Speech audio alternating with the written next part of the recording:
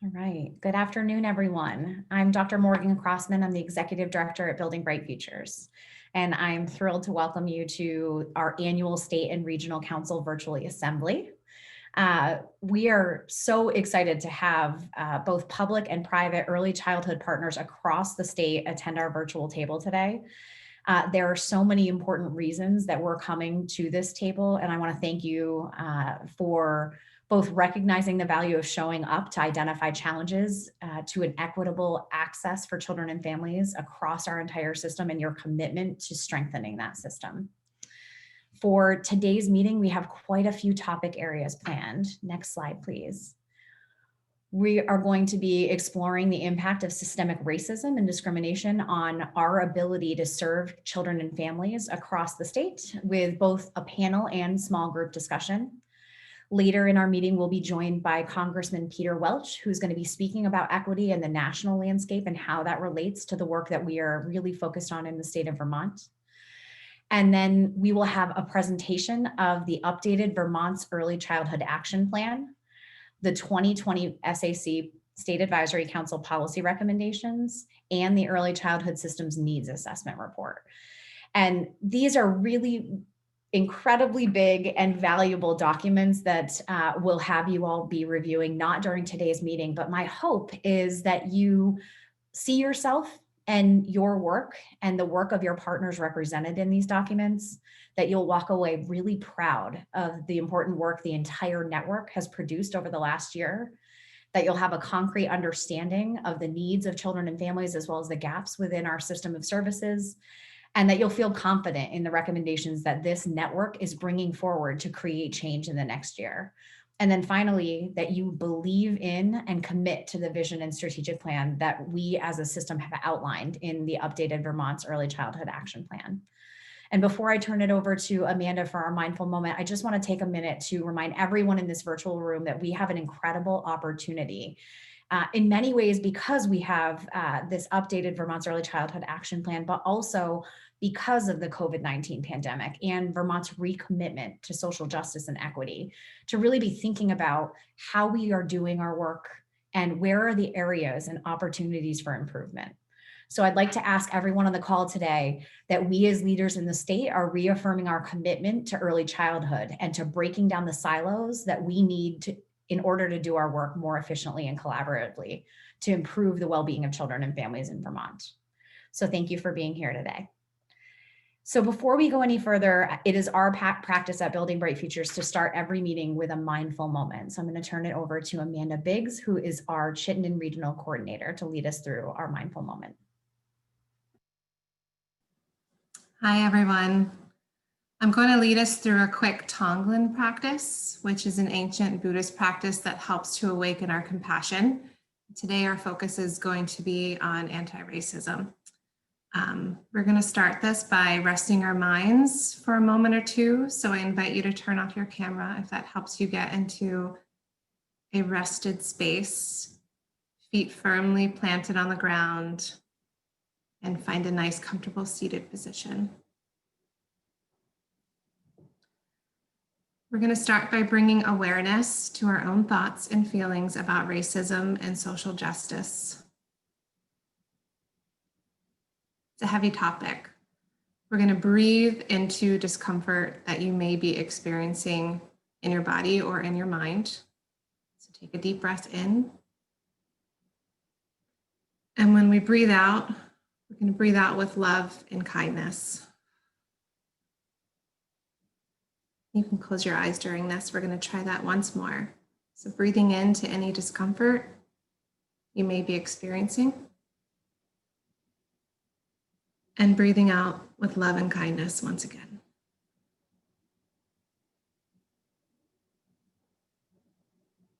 And now we're going to shift our focus to others.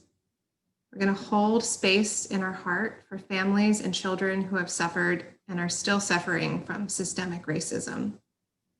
It might be a family you know of, or you can also think of the greater BIPOC community here. But with each breath in, we are taking in their pain. And with each out breath, we're sending them relief. We're going to do that 2 more times. So breathing in, taking in their pain. And breathing out, we send them relief. This last one you can do on your own, breathing in. And out.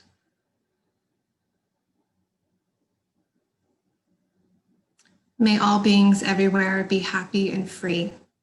May our thoughts, words, and actions contribute to the happiness and freedom for all. May we all find peace. May every child and family be safe.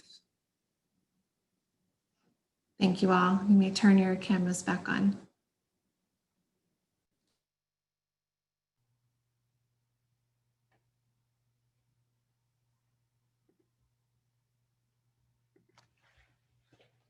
Thank you so much, Amanda. So we're going to transition to have Chloe Leary, who is the co-chair of our State Advisory Council, provide some opening remarks. Yes, thank you, Amanda. It was really nice. I'm Chloe Leary. I'm the Executive Director of the Winston Prouty Center in Brattleboro, and I'm the co-chair of our Southeastern Vermont Regional Council and of the State Advisory Council. Thank you all so much for being here today and for your commitment to children and families in Vermont. I always really enjoy our annual meeting when local council representatives and the State Advisory Council join together to talk about what's going on. And I'm especially excited today for the fact that we get to spend some time to call out where racism and discrimination exists within our early childhood systems. It's important to do this because if we cannot see and name something, we cannot work to dismantle it. I recently heard Susanna Davis, the Director of Racial Equity in Vermont, talking about how we find the joy in this work, even though it can feel really daunting and heavy. And I'm grateful that joy is something that can sometimes be easily found in early childhood. And being part of BBF councils, I think, brings this joy to me and makes it real. It gives us a place to do the hard work and celebrate success. And it creates a space where we feel like we can make a difference in the lives of children and families in our communities. None of us can solve these challenges alone, and we really need to work together in a cross-sector way. And BBF really gives us this way to do that. This is how we're going to build a more just and equitable system. All of us working together, we need all families and all children to be welcome in that system in order to create and sustain the thriving communities we want. And it's important that we keep making time to talk about how we make our early childhood system equitable. So I'm grateful that we're taking that space today. So welcome.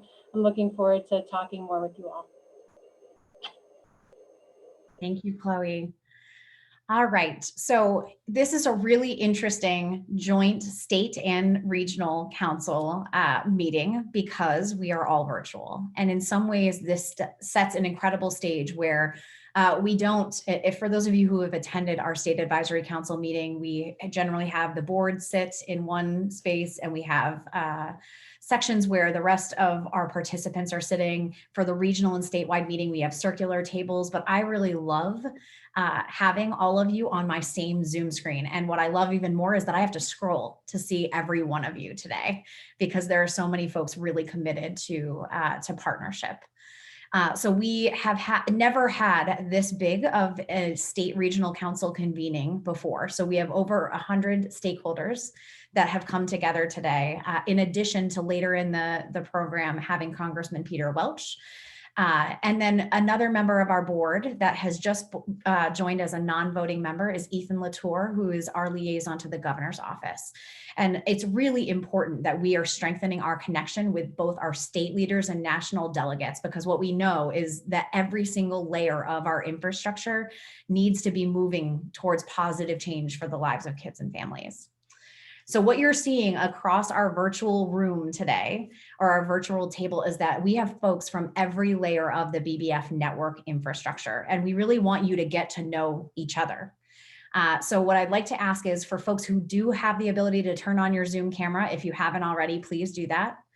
I'd like to ask that everyone on the call, please make an introduction in the chat bar. So we want to know who's sitting at the virtual table. So please include your name, and what your role is in the early childhood system. Are you a parent? Are you a business representative? Are you a program director? And what part of our network do you generally participate in? And if this is your first meeting, I'd love to hear that as well. In addition, I'd like to ask that if you are a member of one of our regional councils, that you give a quick wave or a high five on your screen, either virtually or in the reactions. All right.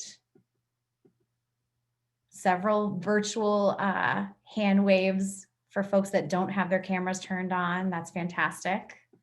All right, if you are a member of one of our 7 Vermont Early Childhood Action Plan committees, please give a wave or a high five.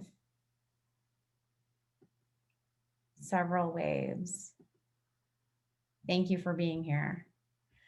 For those of you who are on the State Advisory Council, we are going to do a quick roll call. So the first member of our board is Cheryl Wilcox. She's the co-chair of our State Advisory Council from the Department of Mental Health. She's unable to be with us today, sends her regrets. Renee Kelly, can you please do a brief introduction and just tell us what group you are from? I apologize. Renee also sends her regrets. She is out today as well. So Stephen Verbecco, you are the first. Thanks, Morgan. Hi, everyone. I'm Stephen Verbecco, Deputy Commissioner for the Child Development Division in the Department for Children and Families. Thank you. Great to have you. Auburn Watersong.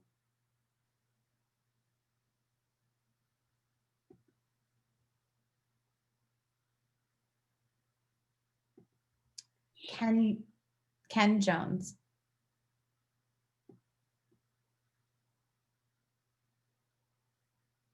Kate Rogers. And I know Kate's traveling in the car, so she may be listening in. Elisa Stahlberg or Janet Kilburn from the Department of Health. This is Elisa. I'm Elisa Stahlberg. I'm the Maternal and Child Health Director at the Vermont Department of Health. Thanks, Elisa. Representative Jessica Brumstead. Hi, I'm Jessica Brumstead. I am the representative from Shelburne, and I'm the representative on the advisory council from the speaker. And I sit on the House Human Services Committee, so we work on childcare. And I'm also a mom and a grandmother. Thank you. Kim Kaiser. Oh, Kim, you're on mute still.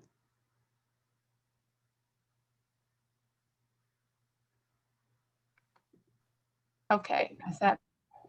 There you go. Hi, everyone. I'm Kim Kaiser. I'm the Vermont Director for the Turl Foundation, which is a private foundation that invests in early childhood programs and advocacy work in New Jersey and Vermont. And Kim also serves as the treasurer of our board.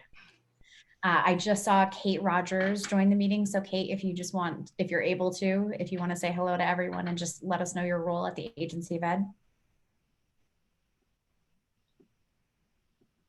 Hey, Morgan. So Kate is in and out of service as she's driving back to Vermont. So Kate is our representative from the early childhood team at the Agency of Education. Allie Richards from Let's Grow Kids. Hi, everyone. What a group. Allie Richards, Let's Grow Kids, longtime State Advisory Council member and mother of twins, longtime fan.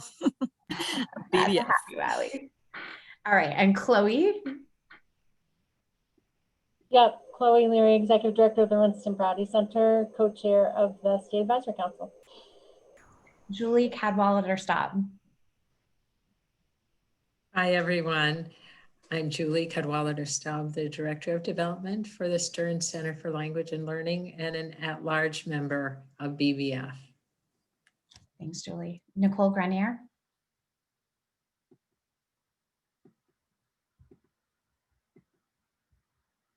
Emily Merrill.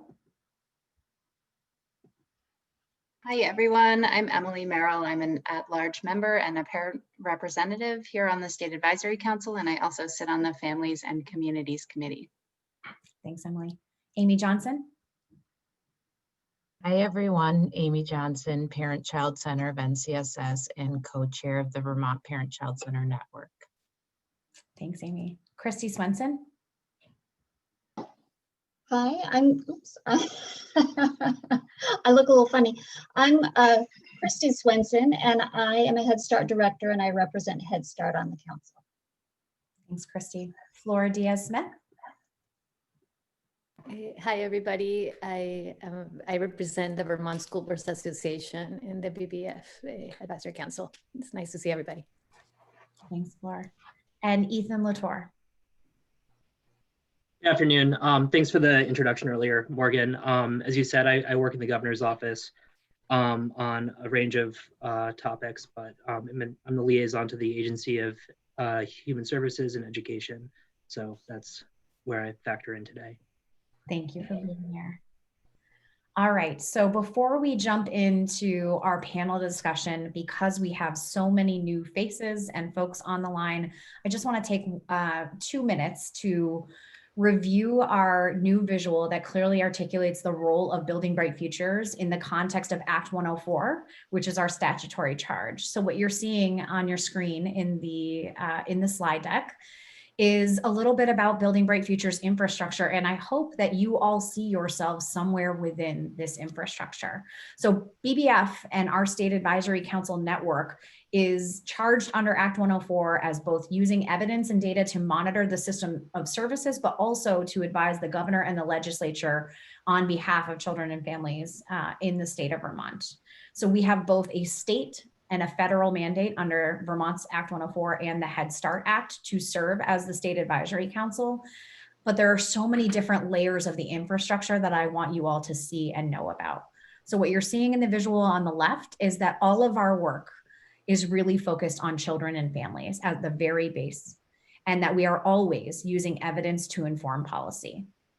And what's really exciting about this visual is that it places our regional councils and our families as the basis of all of this work. So what we talk about is the importance of these 12 regional councils across the state of Vermont and being the infrastructure that identifies the gaps, the barriers, and the challenges, as well as the regional successes and where we can elevate best practices up throughout the infrastructure. Just above regional councils, in terms of what you're seeing in the steps, is our Vermont Early Childhood Action Plan committees. So as regional councils identify barriers and challenges, those come up to our action plan committees who are actively working to monitor the system of services. We also have our State Advisory Council that you just heard introduce themselves, and their job is to take all of the information that they hear from our regional councils and our action plan committees and identify priorities based on that information. So on an annual basis, they identify priorities and use information from those two groups to develop policy recommendations to elevate to the governor, to the legislature, and the entire early childhood field. The next layer is the interagency coordinating team, and that is our public State Advisory Council members that are really there to help align the vision, align language, and break down silos so that across agencies and within agencies, we are all moving towards that same cohesive vision. And then policymakers are at the top of this visual. And so all of this network infrastructure is so critical to informing policy. As priorities are escalated up, or barriers and challenges are escalated up this infrastructure, we're able to influence and impact how policy and priorities are developed. And then we have the infrastructure by which all of those decisions and guidance and programs and strategies can be implemented back down. So what you're supposed to be seeing in this visual is that our 300-person plus network is so critical to informing service provision and policy change for kids and families in the state of Vermont. And that we really value all of the work that you're doing at every single lever and layer. All right. So next we're going to transition into our panel of early childhood regional council representatives. And so Beth Trzanski, Building Bright Futures Deputy Director, is going to lead us through that. Thanks, Morgan. What a crew. Thank you all for taking the time to be here this afternoon. as Morgan said, I'm Beth Trzanski, and I serve as the Deputy Director with Building Bright Futures. And in that role, I work to unite the work of our regional councils along with our team of regional coordinators with the work of our early childhood action plan committees and the State Advisory Council, which is all of the stakeholders we have on the call today, which is very exciting. And when we look at issues impacting all of our councils and committees, creating a system that ensures each and every child has access to high quality opportunities is critical. However, we know that that is unfortunately not the case. Early childhood policies are shaped by a history of systemic and structural racism. And as a result, there are major disparities in children's access to quality services that meet their needs. This is why we chose this as our topic for today and have invited several regional council representatives to join us for a panel today. Before I get any further, I just want to clarify some language that we may use. And so let me share. So we often confuse the terms equality and equity. And so this is something that I just wanted to clarify, that equality has to do with giving everyone the exact same resources, whereas equity involves distributing resources based on the needs of recipients. Got it? There are inequities in educational achievement, inequities in health and well-being, in access to healthcare, in rights and privilege and quality of life, in power, just to name a few of those systems. What we aspire to is an equitable early childhood education or early childhood system, which includes education and health and community services that support all the children's health and development, including socioeconomic development related to children's cultural, racial, linguistic identity, etc. It's all encompassing, and we chose our topic today. We are talking about racial equity, but we recognize that there's discrimination and discriminatory practices systemically in our systems that impact children with based on ability, whether parents are incarcerated, their access to different resources where they might live, whether they have citizenship, et cetera. So we are today using a very broad definition. Achieving the goal of a more equitable system requires attention to racial, ethnic, and linguistic diversity. And given the demographics of young children and our early childhood workforce, we feel like this is a really important topic. One more thing that I want to share before I turn it over to our panelists is for us to think about creating racial equity in early childhood systems takes work at all different levels.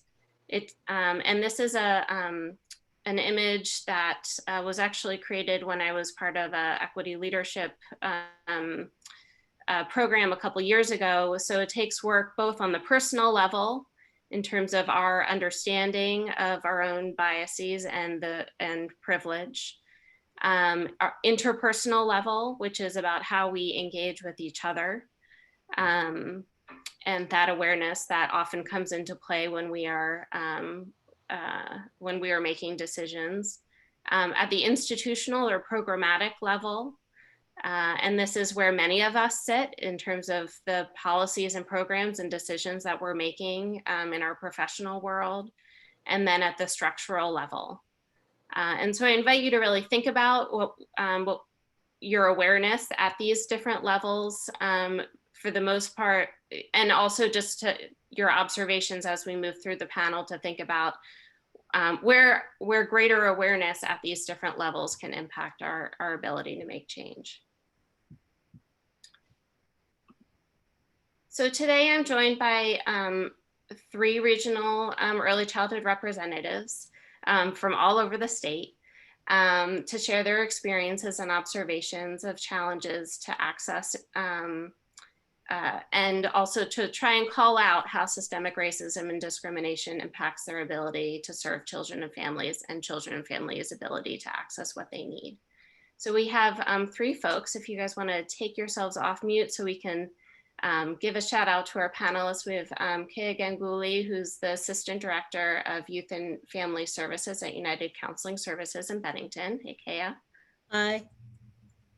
Thank you for being here. I'm glad. We have Laura Nugent, who's the Senior Director of Student Support Services at the Burlington School District. Hi, Laura. Hi. You can leave the senior part off, but yes. All right.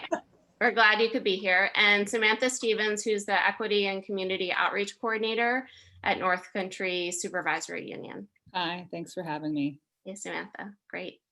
So Kaya, we're gonna ask for you to go first. I asked panelists to prepare a story that would help illustrate how and make it real, right? That yes, we're talking about systems, but we're also talking about the experiences of children and families. So we are running a little bit behind, so I'm gonna cut my talking short and hand it over to you to share just for a few minutes, Kaya.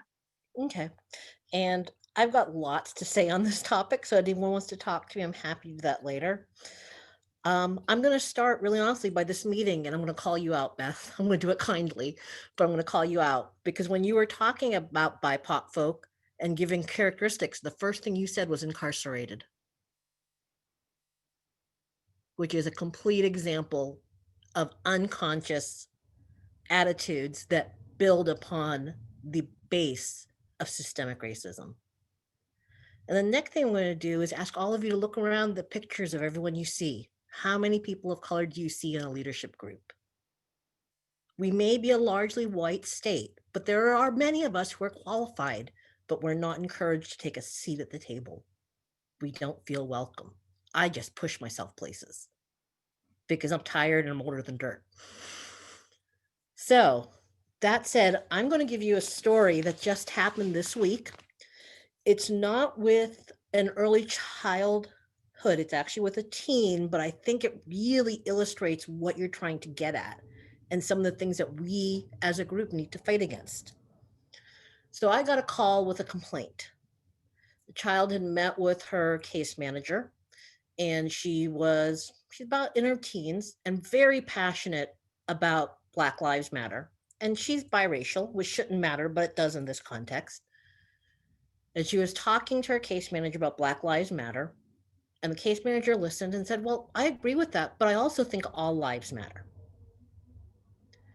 So the teen didn't say anything at the time and spoke to another person she worked with, and it came back to me. So I sat down with the case manager just to sort of unpack what was going on and said, look, this is what I've heard. And I repeated the conversation, and she looked at me and her jaw dropped. She's like, well, I didn't mean it that way. I didn't even think, because she has the power to not think. She lives in a system that supports who she is. So we continued to talk. And one of the things she said to me was, I don't know a lot of this stuff. I'm so tired that I just don't watch the news. And I said, that's another privilege you have. You have the ability to ignore. It doesn't affect your safety. It doesn't affect your children's safety. It doesn't have to affect your peace of mind unless you choose to let it affect your peace of mind. I live every day walking out this door, wondering what's going to happen.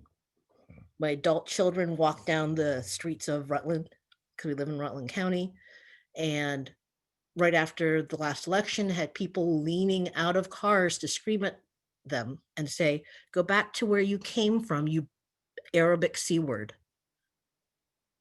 This is the kind of thing that happens daily. So all I can say is do better.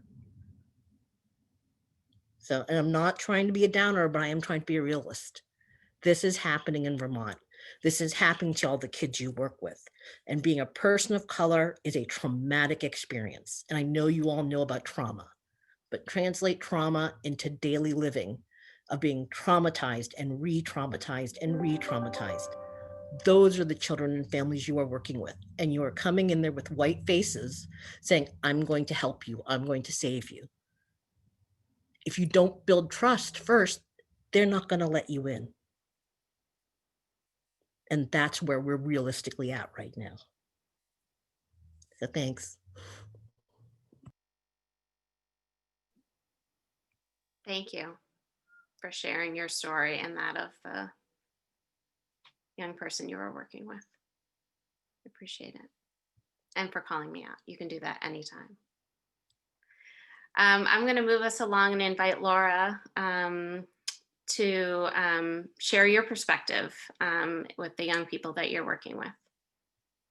So my perspective is broad. I mean, honestly, we work with early ed, but I also work all the way up the line, and we've seen a lot of inequities related to the COVID closure and the fact that we haven't been able to access, kids are not equally accessing learning online and equally accessing online. You know, the resources just aren't always there.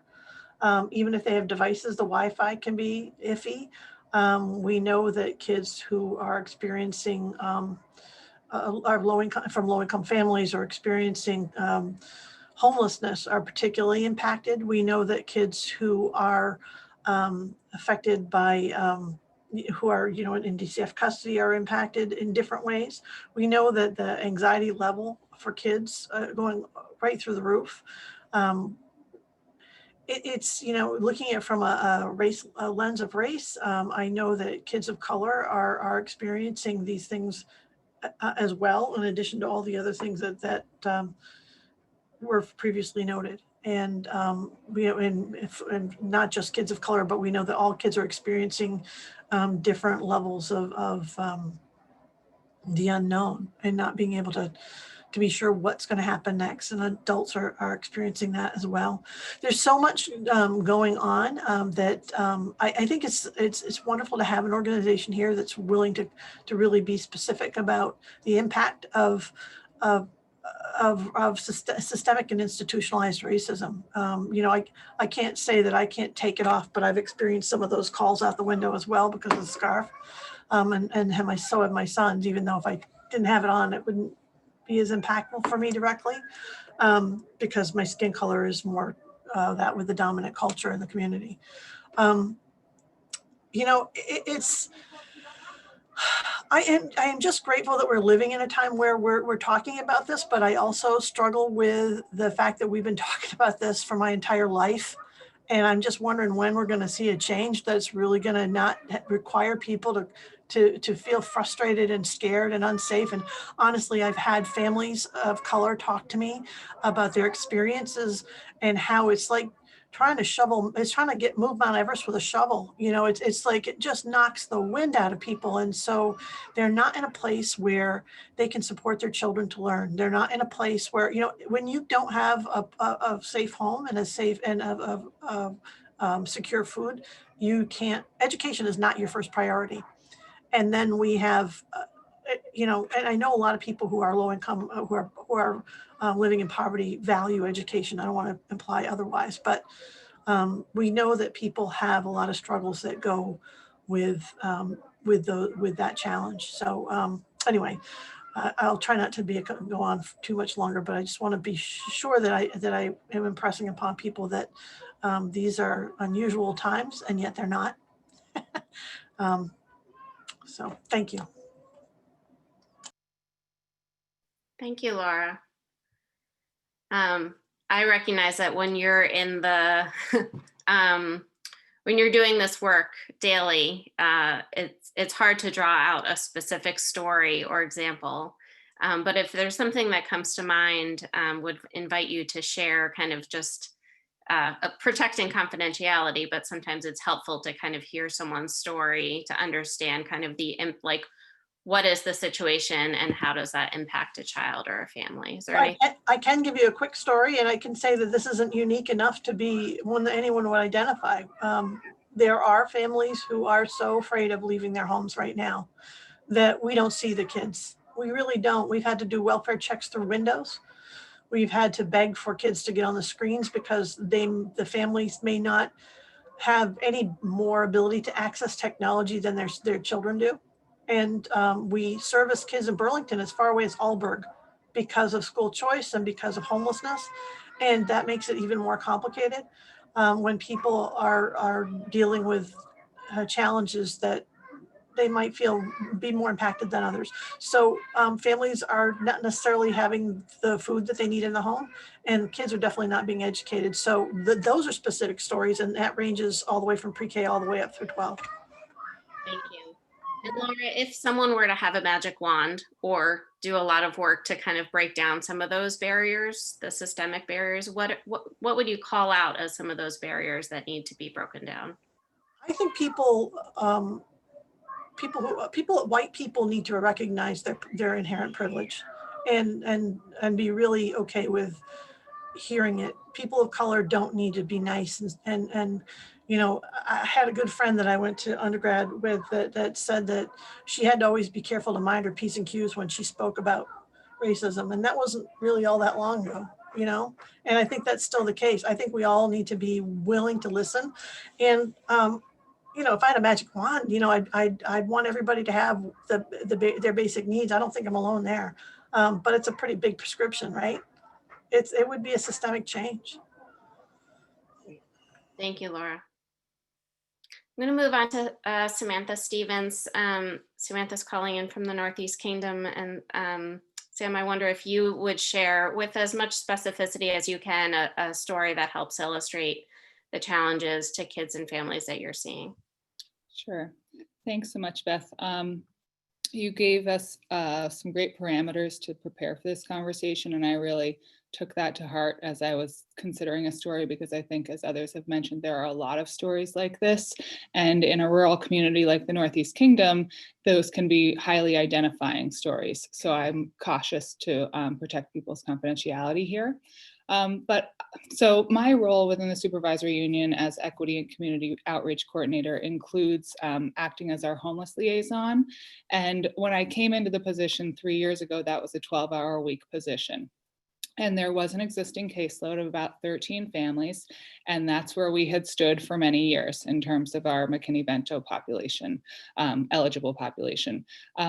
Within the first 2 months of my being in the role, we had identified 56 students, and it has continued to expand each year after that, with 96 at the end of last year.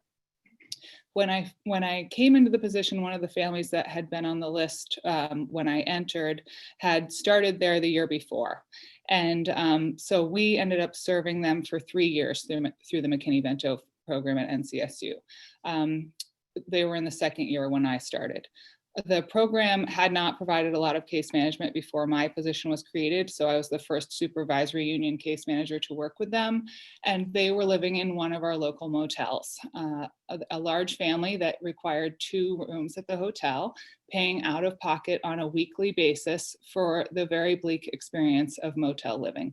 No kitchen, no bedrooms, constant noise and disruption around them, you know, the snowmobile crowd coming in for one season and the leaf peepers for the next, and then kind of a constant group of families that had struggled to find other housing and were there for, you know, maybe a few weeks or a few months temporarily. This family was paying for the joy of that experience for $400 a week, and they lived there for 2 full years. So you can do the math and put that in the chat. That's your homework from me. But of all of the adults in the household, all but one was employed. There were 3. It was a multi-generational family, and they did not qualify for economic supports because of their income. They sat on our coordinated entry housing list for years, and though that they did look at apartments and apply for units with a variety of landlords, they were never able to find someone who was willing to rent to them. We also had first and last months and security deposits available to pay. So there was no concern about them being able to reach a point where they would be able to move in once it was found, even though you can imagine a significant portion of their income was going to that weekly rent cost. So in the final weeks of my time working with them, I learned that they had found an apartment. It was close to school. It had plenty of space for the whole family, and they were thrilled. And our local community action agency, which had held them on the coordinated entry list for all that time, jumped into gear, ready to apply those financial supports. But then when it came time to call the landlord, things got really weird. And we discovered that there were a lot of red flags about the landlord and their requests, including the location where they wanted us to wire the money. So after some work with the Vermont State Housing Authority and with the AG's office, we learned that it was a scam and that they had been working their way through the state. And it was lucky that we realized that before those resources were gone, but the hope for that apartment was gone too. And not long after, mid-year, they had had enough of the motel. It wasn't safe. Their baby had turned into a toddler and needed room to grow and run. And so they made the very difficult decision to move back to their former location in a nearby state. The thing about this that raised red flags for me around race and racism was the fact that most of the family were Black and brown, and that it is, though not unusual for me to work with a family experiencing chronic homelessness over years, probably with periods of secure housing within that, it is highly, highly unusual for those families to be fully employed, have a strong rental history, no domestic or substance abuse concerns, and still be unable to find a suitable rental. So for me, those red flags and just the incredible disappointment that our community could not embrace and house them has left a lasting memory for me. Wow. Thank you. These are really difficult stories, and I would encourage us to lean into them, as much as some of us, again, I think Sam and Kaya and Laura, that the stories that you share are not unique, in the sense that they're probably one of many of folks that you're working with. But not all of us on the call see that, right? So thank you for kind of bringing those issues to light. And I think this is a good example of, what power and privilege impacts is if we're not seeing something, if it's not in our awareness, then we can't do anything about it. So thank you to our panel to kind of bringing those issues to light, because that is our task today, is to at least increase our awareness so that we can start to, it's not just moving to action. It's the awareness is enough in itself first before we kind of recognize where we might make some change. So thank you to the panel. So I just wanted to walk us through a little bit of what's going to come next. We have Congressman Peter Welch, who's just joined us. And I think this is a good example of where change happens at all of those different levels. Remember, I shared that racial equity kind of, it happens at the personal, interpersonal, systemic, and institutional levels. And so we can kind of sit with our personal discomfort and sadness that members of our community are not accessing the services that they need, not living the best life that they could be living, in part because of the systemic barriers that they encounter. So I'm going to hand this back to Morgan. We're going to hear from Congressman Welch, and then we'll have an opportunity to break into some small groups via Zoom rooms to be able to kind of process what we've heard, both from Vermont families struggling, as well as efforts at the national level. Thank you, Beth. So for those of you who have just joined, we just had a panel come and talk with us about how we can call out inequities in our system. And you just heard a little bit from Deputy Director Beth Trzanski from Building Bright Futures, and I am Dr. Morgan Crossman, the Executive Director at Building Bright Futures. And I am so pleased to have Congressman Peter Welch join us today. So Congressman, thank you so much for taking the time to participate in today's discussion. We know that these are issues that you've been fighting for many, many years. Do you want to take just a moment to introduce yourself? I believe I'm seeing you. There you go. You're still on mute though. Okay. Well, thank you very much. And that was really powerful listening to Samantha. And I know you've got 3 questions that I want to get to and answer, but let me just make 2 comments. One is, it's so important that what you see and observe in your day-to-day work become visible to the rest of our state and our society. what I find is a big danger, especially in Washington, is that the real suffering and the real challenges become very abstract as opposed to very real and concrete. And you're dealing with specific families, specific children in very specific circumstances. And I just want to say thank you for that and do all I can to essentially make visible the suffering that affects so many people is invisible. Second, I just want to address this question of systemic racism. You know, it's real, and you know it. And that George Floyd killing that all of us were horrified to watch, I think has really kind of ripped away the curtain that the legacy of slavery is with us. What was so searing about that, 8 minutes and 46 seconds, was that it was not just the action of a bad man killing an innocent man. That officer, what was so horrifying to me, was casual. It was like no big deal. He was doing that in public, in front of his colleagues, being filmed by passersby, and having an attitude that displayed that he was in a culture, as he saw it, that accepted his behavior. And of course, what that culture is that the color of your skin justifies harsh treatment. And, you know, Samantha was talking about that. There's real challenges that everyone faces, real challenges.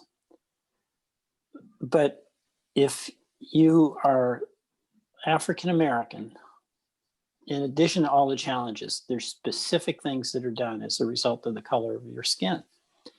And we have to remember, you know, 1619, the first Africans were kidnapped from their homes and brought here to be enslaved. And we had centuries of slavery.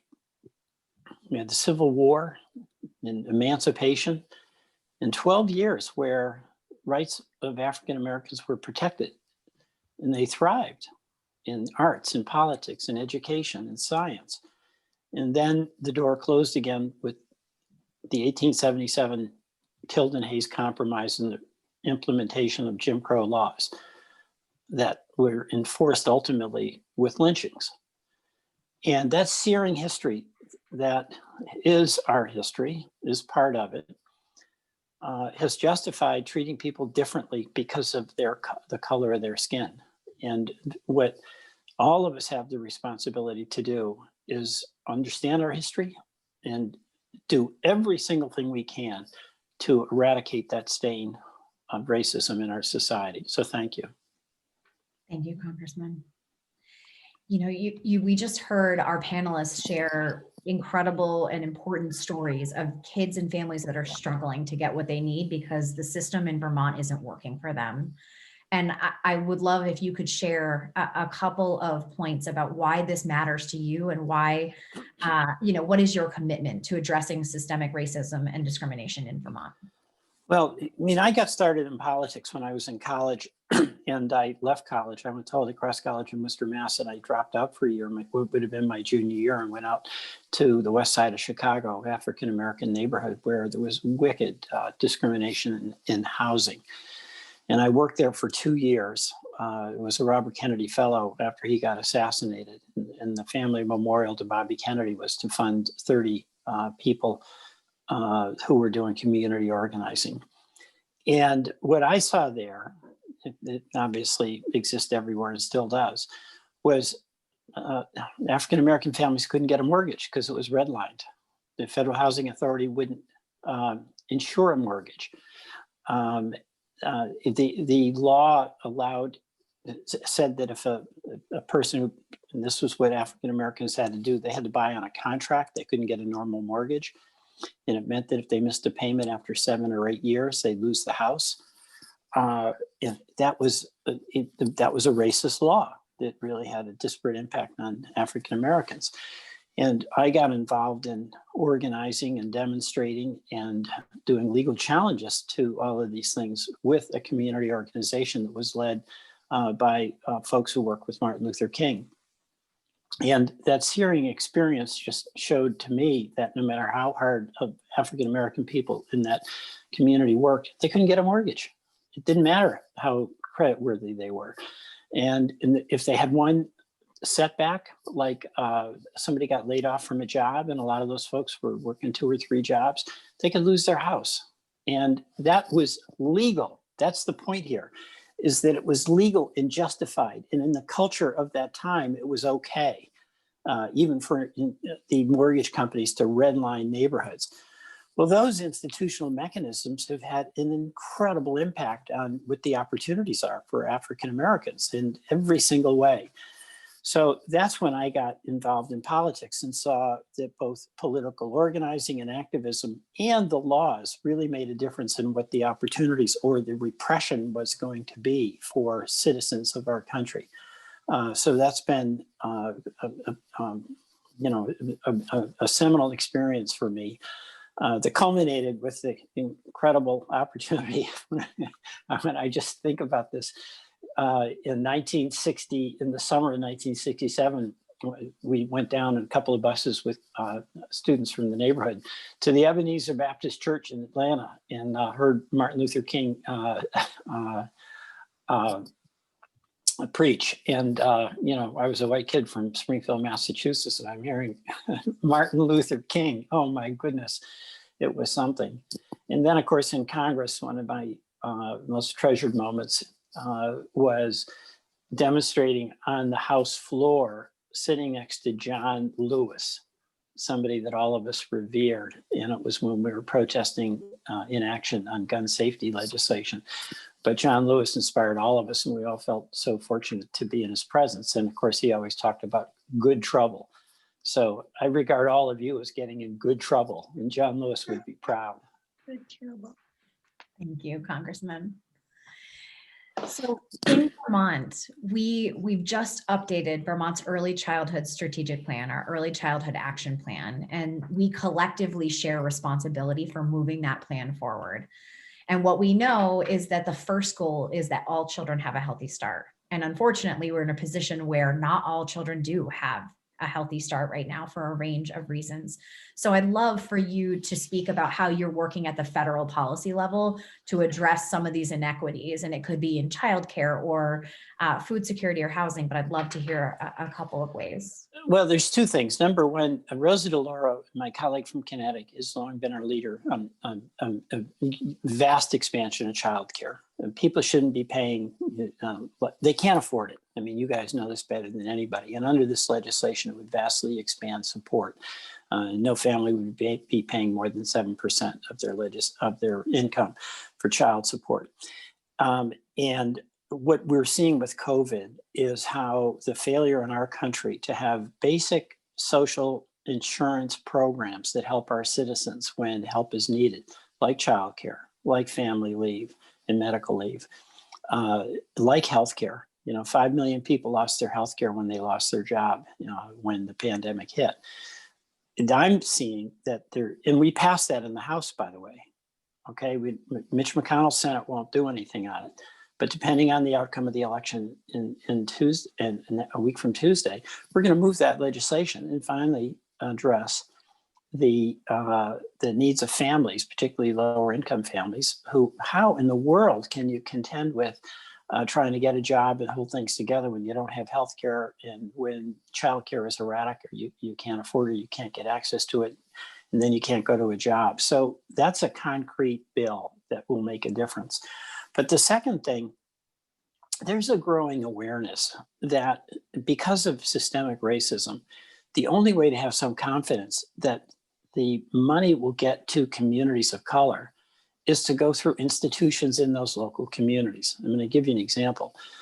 When we passed that original aid, the $2.4 trillion CARES package, there was a good program in there, the payroll protection plan. It helped a lot of small businesses. But the money all went through existing banks. In a lot of communities of color, there are credit unions. They're small, they're local, but they have connections with the people in those communities. And they weren't getting access to those funds to help the people and the businesses in their communities. So we amended it and set aside money that would go through these local institutions that were Black owned and run, that were embedded in that local community, that knew the specific challenges. So what I think is going to be central to our ability to effectively address some of these systemic racist issues is to use institutions that are of and by and for the communities that they serve, empowering them to be able to do some of these things that the big banks have done, but obviously with a bias towards the more powerful players. Thank you so much, Congressman. And we thank you for your championing of all of these really, really challenging issues, especially your mention of the work that your team at the national level has been focused on childcare, and how you are really trying to bring Vermont to that national level as well. And today we have 93 early childhood partners on this call, or that have been on this call, that are really committed to a seamless, equitable system for our youngest Vermonters and families. And a part of our role at Building Bright Futures is to bring those partners together, to break down the silos and build bridges. And so I'd love if you could take a couple minutes before you jump off the call to say what you're planning on working on in this next session, to be a part of that team and to help build the resources and opportunities for this system-wide integration across the early childhood system. Well, I think that last answer I gave really kind of sums up where I'm coming from. I think we have to have in this country policies that focus on families and the basic needs. Okay, every family, especially low-income families, need security with healthcare, need security with childcare, quality childcare, need security with access to education, and need security that if somebody in their family gets sick, they're not going to get fired because they go home to take care of them. I also think because of systemic racism, it's not a matter of just having the money go out the door and be distributed, say, to a state. It's really essential that in order to be effective, you have to work with local institutions like you guys, where your day in and day out challenge and task is to provide that service to the families in your community.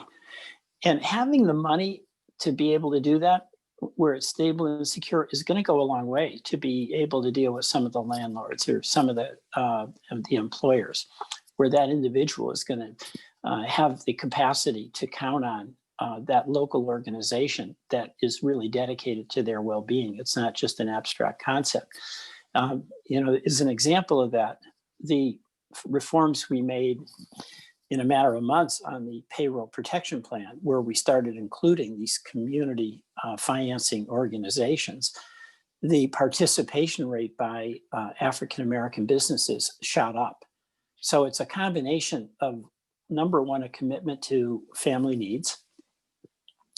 Number two, it's a delivery system that is totally ingrained and integrated into the communities of color that are the communities that have the most difficult time getting access to resources that are out there. The hopeful part of what I'm seeing is that two things. One, there's a growing awareness that systemic racism is real.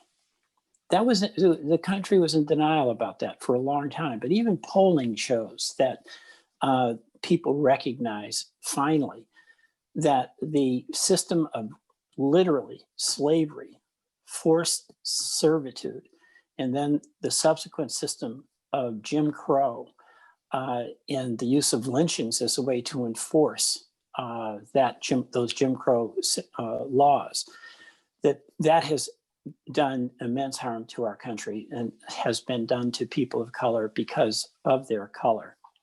And that's creating, I think, some political open space for us to start addressing it in a more comprehensive way. Now, we're getting pushback in this country. And where you're seeing it most aggressively is in efforts to suppress the vote. And it's one of the reasons that the Supreme Court composition is such a problem, because the last gasp of the kind of white nationalist power structure is to try to maintain power by denying access to the vote for people of color. And that is happening, and we're resisting it. So, you know, I see there, depending on the outcome of the election, Americans will make their choice. But I see that as potentially opening up, finally, a much more self-confident discussion about funding priorities that are about those essential needs of childcare, family and medical leave, healthcare, education, that are absolutely essential for anybody to have a chance and for kids to have a shot. And I also see that there is, among my new colleagues, the ones who were elected this past term and folks who are running now, there is immense diversity within the Democratic side of the House, with enormous energy of focusing policy attention on issues of systemic racism. Thank you so much, Congressman. And we are really looking forward to partnering with you and continuing this relationship to keep doing some really incredible work to support kids and families in the state of Vermont and nationwide. So thank you so much for your time today. And we know that your time is very valuable and you have to run to the next meeting.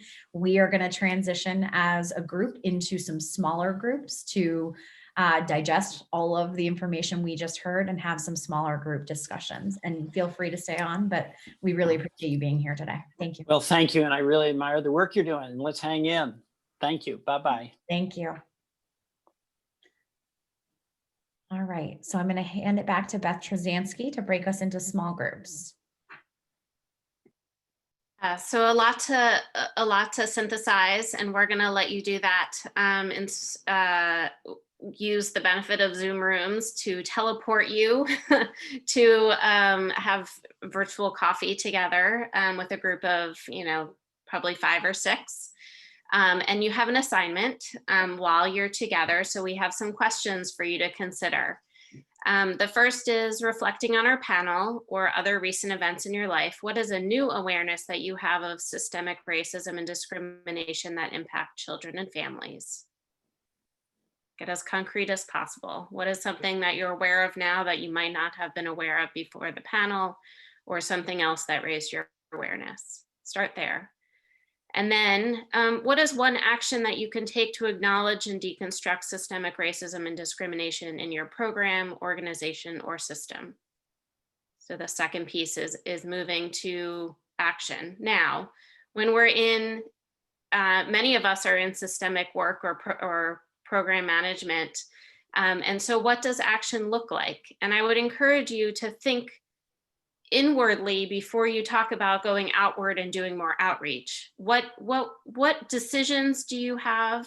Are you doing a hiring process? Are you doing evaluations of your program? Did you just conduct a survey, and what do you do with that information? So I think so often people move to action and they think, oh, well, I need to get more people around the table that are more diverse. And I would encourage you to think about having a more diverse table is absolutely important. But if you don't have the structures to be able to really listen to those diverse voices that may be different from what you are used to in terms of how you conduct business, then it may not get you as far. So start with what's your awareness that you did not have before, and then you can move to action or decision making in terms of your program. So I'm going to move us. If anyone has questions, you can hang back and ask me. Otherwise, you're automatically going to be teleported into your new groups. Okay?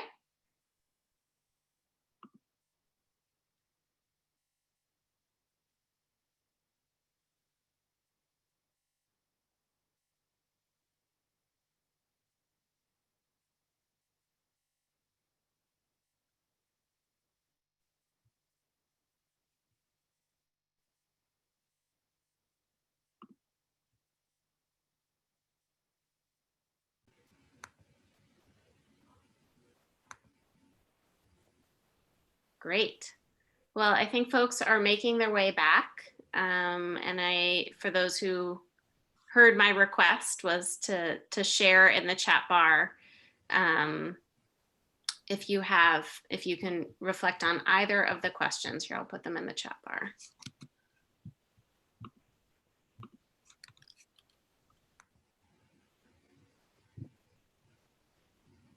Thanks, Jen.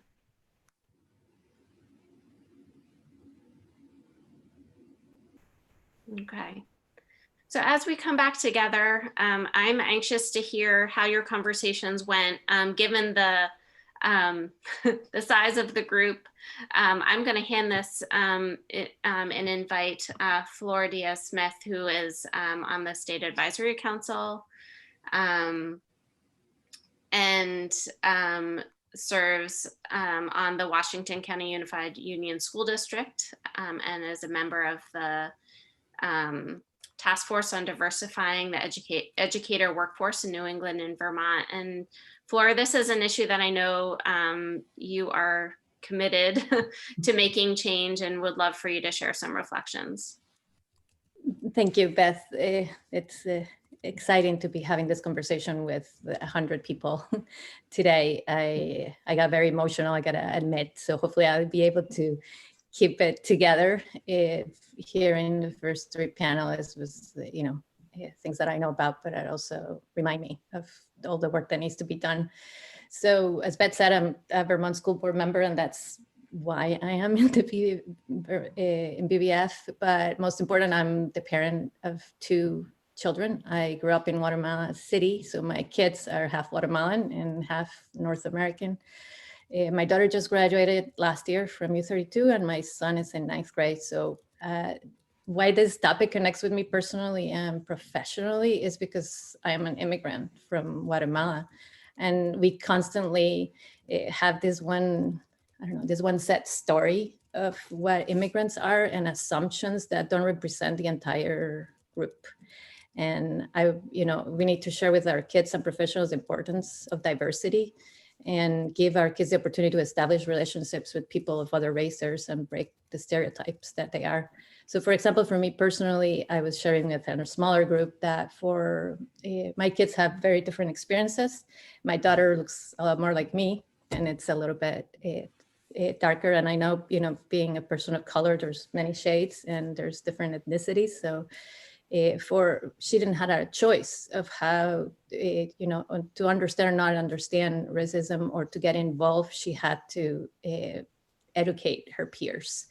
And why I say that, when in the last recent election, kids were calling out that there's a small wall in her school and that she needed to jump the wall when all of the wall conversations were going on, or that she needed to go back to where she was born, and which is a comment that we heard at the beginning, and she was born here. Her first language is, she learned Spanish, but her first language is English. So there's all those microaggressions that people don't sometimes mean it with a bad intention. And for me personally, when I say that I'm Guatemala, people question that and they say, like, are you sure, like you're educated? Like they really want to hear that I'm from somewhere more sophisticated than Guatemala, because, all you hear in the news is, hey, I'm really good at mopping floors, I tell them after, just like as a joke too, to try to sort of break, because they're embarrassed by the question after, but just try to have that conversation. So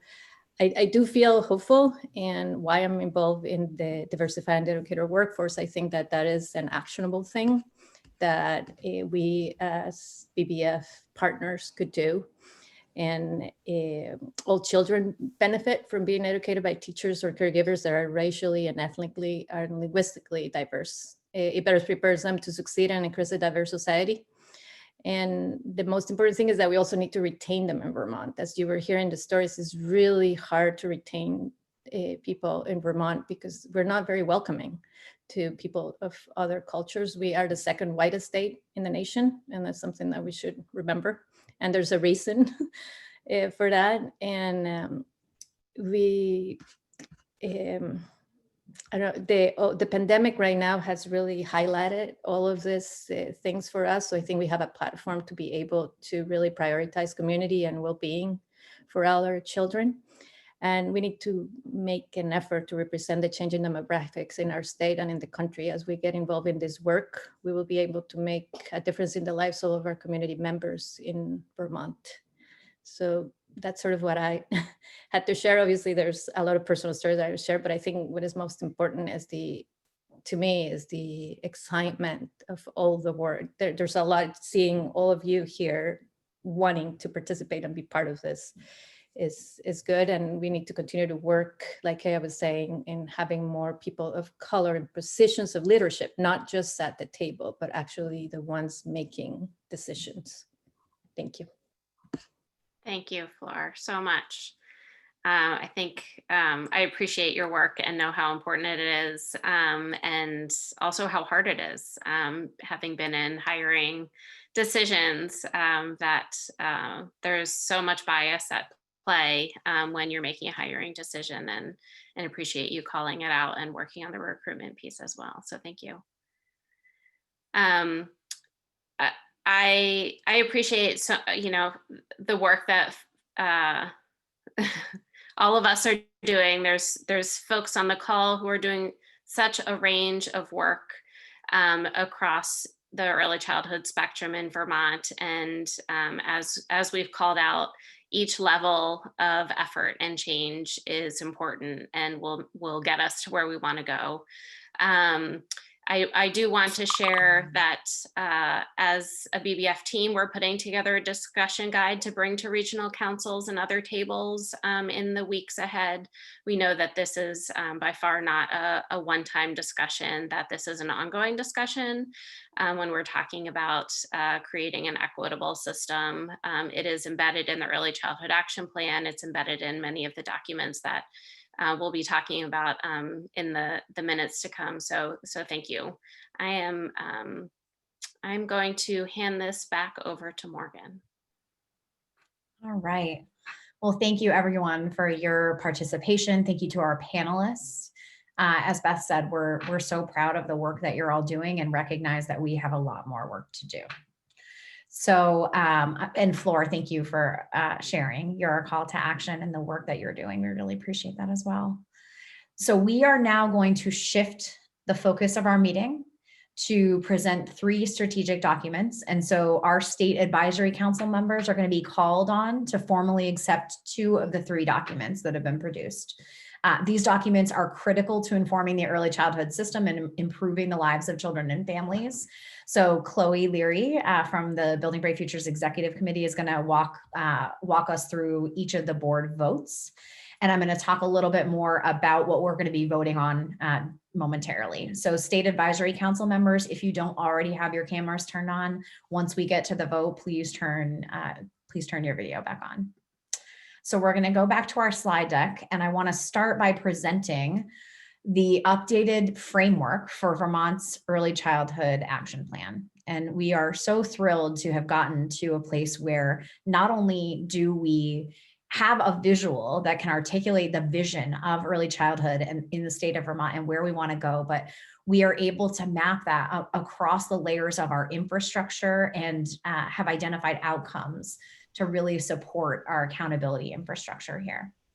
So in the background of this visual, what you're not seeing is that Vermont aspires to realize the promise of each and every Vermont child by ensuring that the early childhood system is an integrated, continuous, comprehensive, high quality system of services that's equitable, accessible, and will improve outcomes for all children in the prenatal period to age 8 and their families. So back in 2018, we actually launched a process to update the original Early Childhood Action Plan, which was created in 2013. And we've learned so much in the process of developing this document and have made significant changes to this strategic plan. And I'm really proud of what we're able to present to you today. And I should note, for those of you who have not seen the updated strategic plan, Vermont's Early Childhood Action Plan, on the Building Bright Futures webpage under the State Advisory Council, it's within the meeting materials for today's meeting, along with the update or the Early Childhood Needs Assessment and the State Advisory Council recommendations. So the strategic plan that we are presenting today has really been this culmination of over 300 participants over the course of many years to build this new action plan. And I think what's really critical for this group to know is that this strategic plan is a living document. So we're going to call for a vote today on this document, but it will continue to evolve and progress based on the political landscape, updated data, partner feedback. And it's really important that we have this adaptable document so that we are continually moving forward and creating change. However, the overall goals of this framework will not change. So what you're seeing in this visual is that the VCAP has 4 goals mapped to an ecological systems framework. And many of you may be familiar with this type of an image before. So if you start at the very bottom of this visual, focused on the child, goal 1 is to ensure that all children are healthy, thriving, and developmentally on track from the prenatal period through 3rd grade, by promoting and monitoring developmental outcomes in many domains. So we're talking about physical health, development, education, mental health, basic needs. But it's really about all children having a healthy start, and that the child is at the center of our work. At the next level of this infrastructure, it's the family.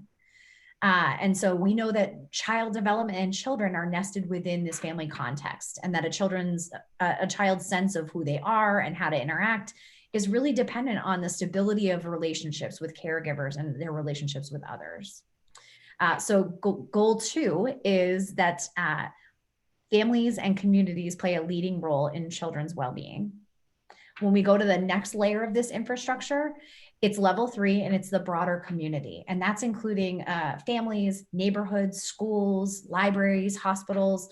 It's an array of services that support and resources that support children and families. And that is both aligned with goal 2, families, and goal 3, which is that all children and families have access to high quality opportunities that meet their needs. And then finally, at the outermost layer is Vermont's local and state policy system. And this layer really represents the larger policies, the decisions that are made that impact all of the other layers. This is also nested, this is a nested visual where there's a bi-directional relationship between each of these layers. So a change in one impacts those around it. And so ultimately, goal 4 is that the early childhood system will be integrated, well-resourced, and data-informed. What's exciting about this new framework is that it's our opportunity to commit to achieving measurable change by 2026 and continuing to adapt and evolve to new evidence. And so one of the newest components of this year's VCAP is that we, for each of these layers of the infrastructure, have measurable outcomes and indicators, and then supporting VCAP committees that provide the accountability structure to both support and monitor the system of services. And, we recognize that we've done a lot of great work in this system, but our charge today is that everyone on this call is using this plan, is committed to identifying what aspect of this plan they identify with and how they use it within their work. We're also calling on everyone in this system to use outcome data and research, as well as best practices nationally, to examine our gaps and opportunities across our system. And further, and we've really been trying to do this to get together today, is leaning into discomfort and challenging conversations and breaking down those silos and recognizing that in order for us as a system to create meaningful change for families, we need to partner, we need to reduce duplication and align our efforts and our vision. So our hope is that you see yourselves in this document and that you will use this document moving forward as we try to create change together. So today I'm going to ask that the State Advisory Council and all partners that are attending are affirming this vision for early childhood and recognizing that we have, again, this incredible opportunity to implement this plan and hold each other accountable. It's not about the work of one organization or one partner. It's about coming together as a field and holding each other accountable to the goals, objectives, and strategies here. So to the State Advisory Council, are there any questions on Vermont's Early Childhood Action Plan update before we call for a vote?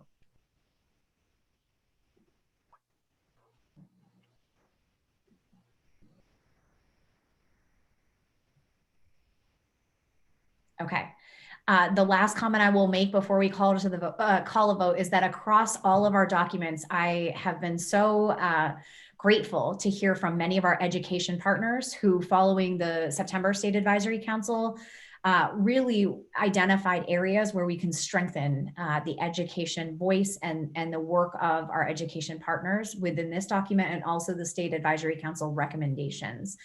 So, you know, for folks who may have had a concern about that, we are addressing it. And we will be doing that both for this document and State Advisory Council recommendations. So I'm going to transition to having Chloe call for a vote. Great. Thank you, Morgan. Thanks for everybody for the great work of this document. It's really impressive. So I'm going to read a motion, and then I'm going to ask for somebody to so move in a second. So here's the motion. The Building Bright Futures State Advisory Council, and its role as advisory body for Vermont's early childhood system, moves to endorse the updated Vermont Early Childhood Action Plan that serves as the vision for Vermont's early childhood system by the year 2026 and establishes shared accountability to achieve statewide priorities for children and families, with final edits as needed, knowing that it's a living document. So I would ask for someone to make a motion to endorse the Vermont Early Childhood Action Plan. Somebody on the State Advisory Committee, I should be clear. I'm making a motion to endorse this plan. Great, thanks, Stephen. I'll second. Great, thanks, Christy. And may all those in favor raise your hand, raise your virtual hand, say aye. Do some affirmative. Aye. Aye. Aye. Aye. Aye. Aye, me too. Anybody opposed? Great, and anybody abstaining? Great, so moved that the Vermont Early Childhood Action Plan is endorsed by the State Advisory Council. Thank you. Thank you all. And I should note that at least 2 of our State Advisory Council members voted before they jumped off the call, so I have that documented as well. So now we're going to move forward to present the final stage of the State Advisory Council's policy recommendations. And so separate from the Vermont Early Childhood Action Plan, which is, again, Vermont's longer term strategic plan, the policy recommendations that come from the State Advisory Council are developed annually by folks within regions, but also at our VCAP committee levels and with partnership with the SAC. And it's really about elevating these actionable strategies to the legislature and administration. And so just as a reminder for folks who have not been on the board before, the State Advisory Council on an annual basis identifies 2 priorities. The last 2 years, the focus has been on early childhood and family mental health, and then workforce as a critical step to building high quality, accessible early childhood services. And this year, given the COVID-19 pandemic and Vermont's recommitment to racial justice, our VCAP committees and State Advisory Council called for 5 areas of policy recs. So what you're seeing on your screen right now are not the recommendations themselves, but they are a reminder of each of the different categories. So recognizing Vermont's early care and education system and workforce as essential, elevating the impacts of COVID on family economic stability and mental health, chronic inequities and racism as a public health crisis, family voice to rebuild a stronger system, and evolving our data system to address gaps. So those were the 5 different buckets. And so another important reminder is that historically our recommendations have been only focused on legislative action. And what we've recognized over the course of this year is that change has to happen at every level. It is not just the legislature's job to execute change, although we absolutely value your support and partnership, and we do have policy recommendations at that level. But for this year's recommendations, given the update to Vermont's Early Childhood Action Plan, and in an attempt to draw concrete alignment across all layers of our work, we have mapped each of our policy recommendations to our levels of change in the action plan. So in terms of the process for this year, we gathered in July to start the process and to hear concepts. Our ECAP committees took all of that information and formulated the policy requests that you saw. And then in September, we drafted full policy recommendations and they were presented to the full board for review and consideration. So as of today, we believe that we are ready to call for a vote on this entire set of recommendations that were organized into those 5 themes. And again, I want to thank our education partners for recognizing that education is not as strongly outlined in these recommendations. And not only that, but there's likely a need for an entire separate category of recommendations that are specific to early childhood outcomes and education. So we are assembling a smaller group to work on some language to bring another recommendation through our longer process. But we really appreciate that our education partners have been so vocal in this process. And so that is something that will come in the next few months in terms of recommendations. So again, I'm not going to go into the concrete, each recommendation by recommendation, but for our State Advisory Council members, I do want to ask, is there anyone who has concerns about supporting these recommendations buckets and any questions about the concrete recommendations?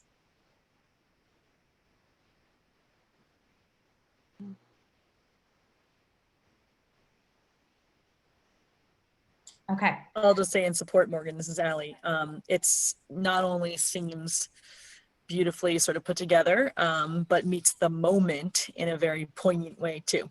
You know, anticipating deep community needs, you know, as well as having a nice flow from the action plan and all the other documents. So I would just say I commend you all for putting this list together. Thank you so much, Allie. Okay. Hearing no major concerns and to find some efficiencies as we are going through this voting process, we are planning to present a slate of recommendations. So we're going to have a formal vote for all 5 buckets of recommendations that have several recommendations within each. So I'd like to ask the SAC, is there anyone that's uncomfortable with voting as a full slate? Okay. Hearing no concerns, Chloe, will you lead us through that motion? Be happy to. The Building Bright Futures State Advisory Council and its role as advisory body for Vermont's early childhood system moves to endorse the recommendations that serve to inform the ongoing work of the system to support children and families. Can I have a motion to endorse the policy recommendations? So moved. Great. Thank you. And is there a second? I'll second. Thank you. Up from state. All those in favor? Aye. Raise your hand. Aye. Virtual hand. Aye. Great. And anybody opposed? And any abstentions? Great. So the motion to endorse the policy recommendations have been approved by the State Advisory Council. Thank you all. I hope that you are all feeling incredibly proud about your work over the past, I want to say the past year because that's how long I have been with this group, but it's really a culmination of work over the past 5 years and longer that has come to support this Vermont Early Childhood Action Plan. And I do see that folks are having to jump off the call. We really appreciate your participation today. There is another document that we would like to review with you very briefly. Which is we're going to ask the State Advisory Council not to vote, but to accept the 2020 Early Childhood Needs Assessment. So as most of you know, Building Bright Futures was tasked with conducting the Early Childhood Needs Assessment under the Preschool Development Grant that we fondly call PDG. In addition to conducting a periodic needs assessment every 5 years per our charge under Act 104.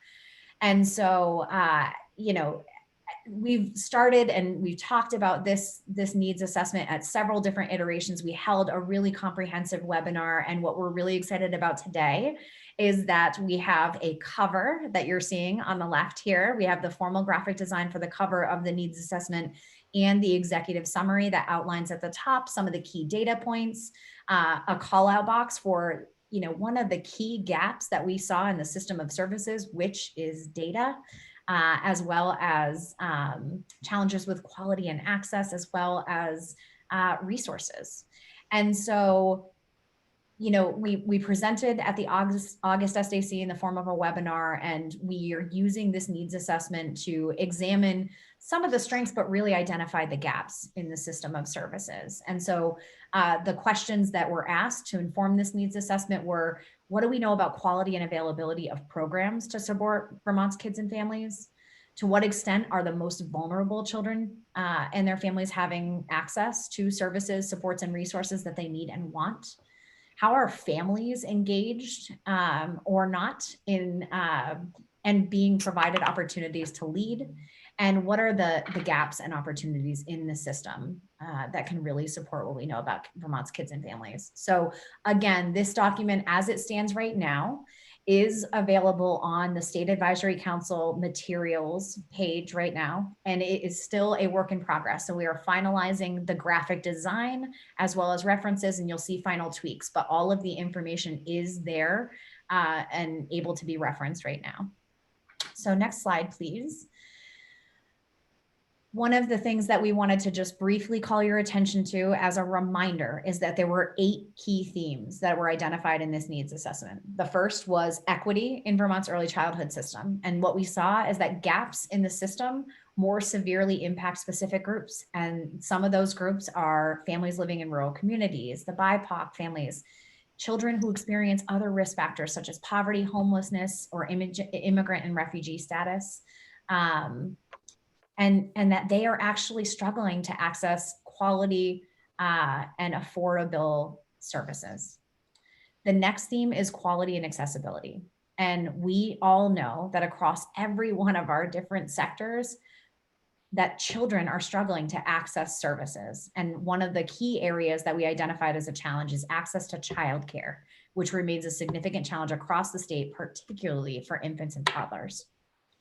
The next subsection is early childhood and family mental health. And what we know about this area is that as a community, we are deeply concerned for the current mental health challenges of kids and families previous to COVID or prior to COVID, but now even more so, and monitoring how we support kids and families in the system. The next theme is workforce.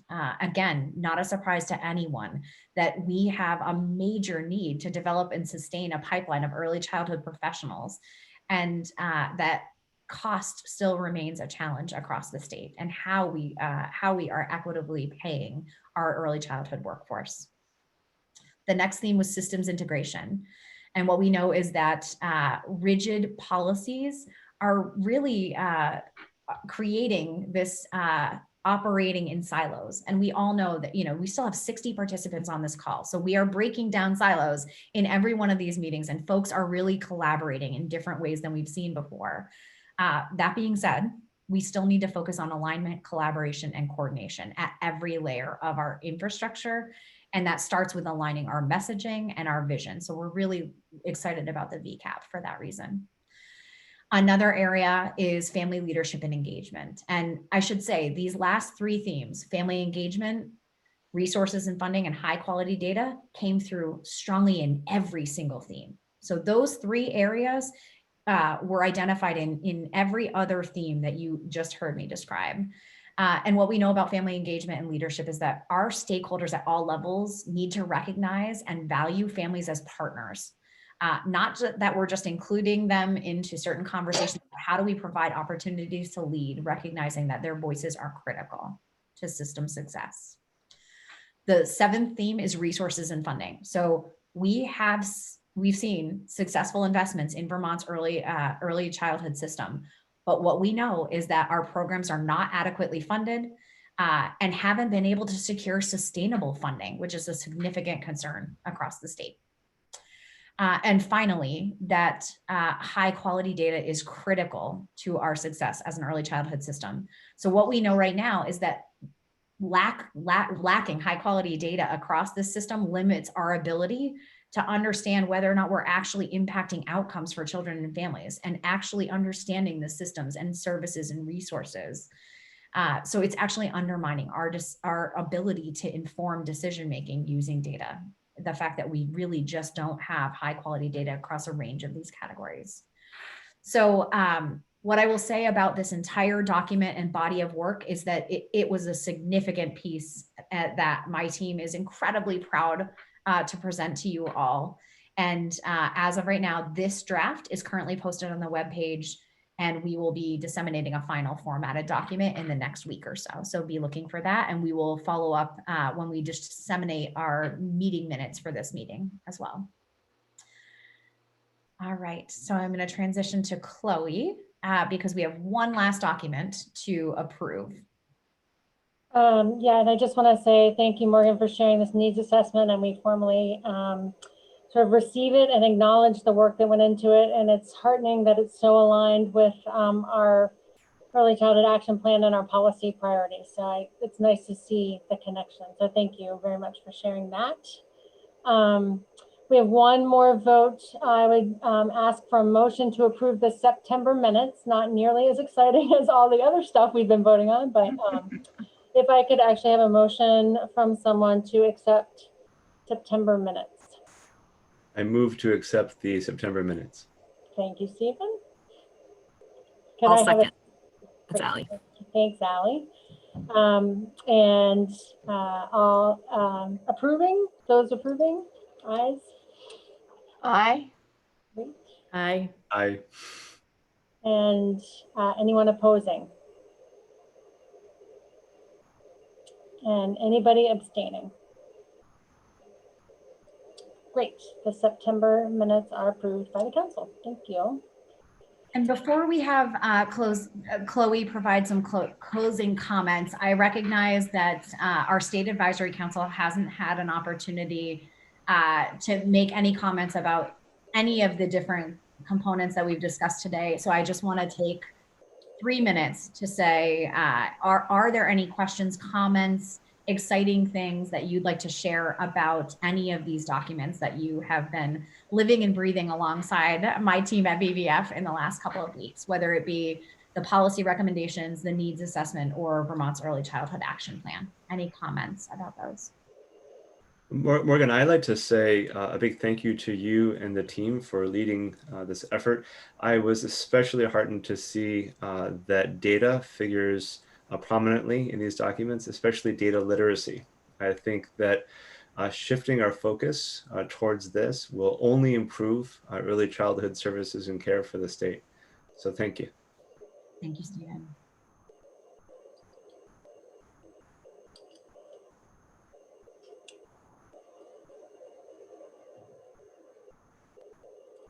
Okay, well, thank you all. Chloe, do you want to provide some closing remarks?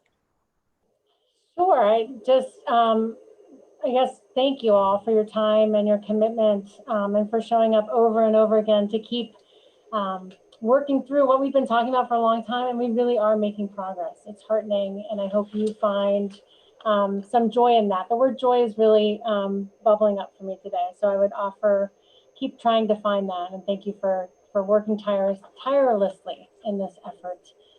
It's really challenging work, and I hope that people are finding ways of taking care of yourselves in the same way that you are taking care of the kids and families in your community. So keep at it, and we'll keep going. And I'm not going to get this quote right, but it's the arc of justice is long, but it curves in the right direction. So that's where we're headed, and I'm glad to be on the journey with you all. So thank you all.